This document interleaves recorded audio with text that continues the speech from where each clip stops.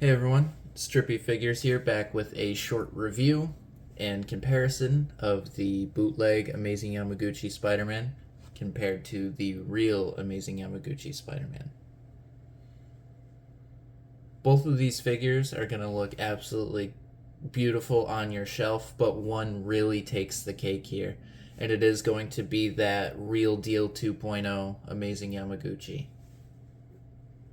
The bootleg just has too many cuts and imperfection fits of the joints to really get it in that posing you'd like it. The real deal moves like a dream. None of the articulation is glued shut like the fake. There's no bicep swivel on the fake compared to the real deal. The textures on the suit are almost non-existent on the fake. Let me just show you real quick.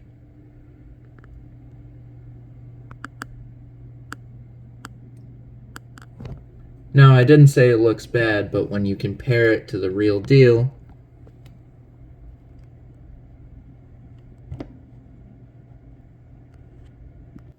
but as you can see, the textures are there. They pop, they are beautiful, and it just looks so much better from a distance as well. Not only that, there is a massive height and I guess you could say weight difference with these figures. The forearms look so much bulkier on the real one on the left versus the fake one on the right. And I get it, it has smaller proportions because it is a smaller figure, but now that I'm looking at the two compared, it does not look right at all. Like some of it is almost cartoonishly proportioned.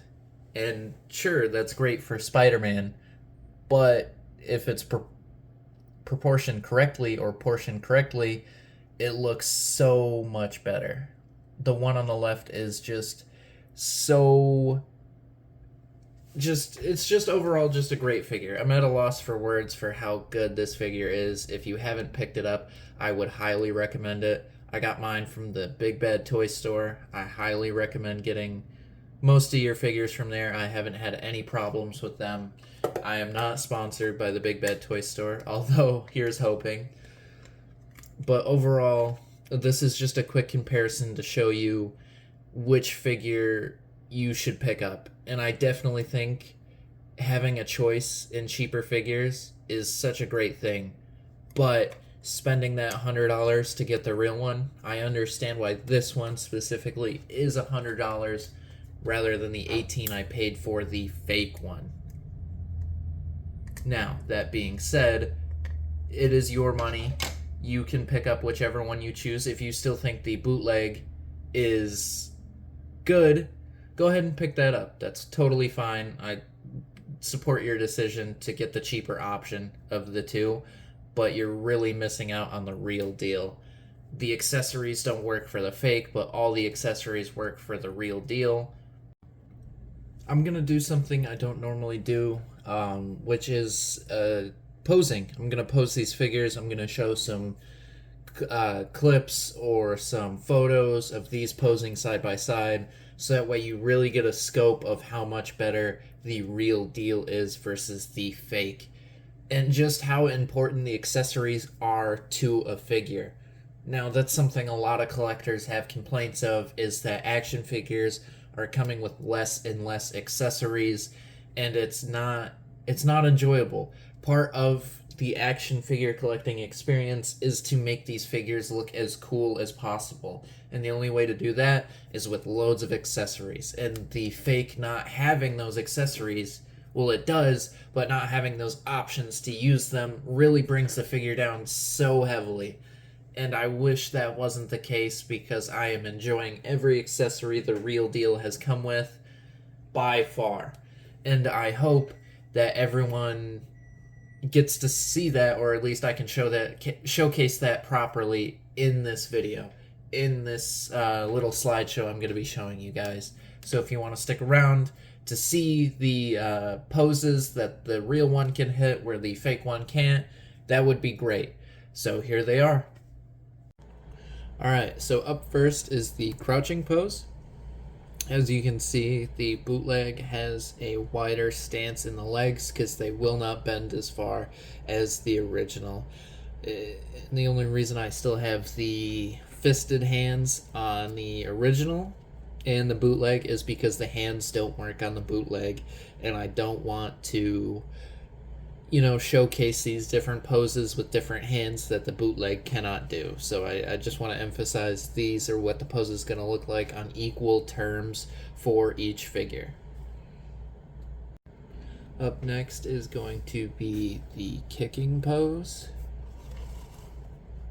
They are on stands because they do not like to stand on their own. And as you can see, the arms on the bootleg don't have the same range of movement as the original, so they do look a little wonky, but the legs on the bootleg are a little bit easier to pose around. They do fall off a lot, and the more I handle that figure, the more I think it's really just not worth it, or wasn't worth the price that I paid for it. Even Marvel Legends at that $20 price point don't fall apart as much as this figure does. Now, it still looks good posed around. I'm not gonna lie, it does look pretty good, but compared to the real deal, it doesn't hold a candle. But we're gonna go on to the next pose, which is going to be a web swinging pose. All right, so here's that web swinging pose, and as you can see, this one just doesn't pose as well as the other one. The leg joints keep falling off or won't hold that pose close enough to their body without their legs popping off. The arms don't have that nice swivel that the real one does, but this one just looks like effortless. And it's so nice. But this one, it's just a pain. It's a pain to pose, and I can't get it in the same poses that I can the real one. It's just not there. The quality is not there for this bootleg, and I have a lot of the Revoltech bootlegs, and I do think almost all of them are worth it, but this one is gonna have to be a skip, at least for me. But my final conclusion for this video is that if you have the money to get the real one, I would definitely just stick with the real deal Spider-Man. The bootleg is just not worth it. It won't get into the deep poses that the real one can. The real one, you have to spend a lot less time struggling to pose without its legs or its arms or its head falling off or its eyes. I haven't had a problem with my real deal yet, but I have had so many problems with the bootleg, and I just can't recommend it to anyone. That being said, I do want to thank you all for watching. It does mean a lot to me, and I hope you consider liking or subscribing, and I will see you all next time.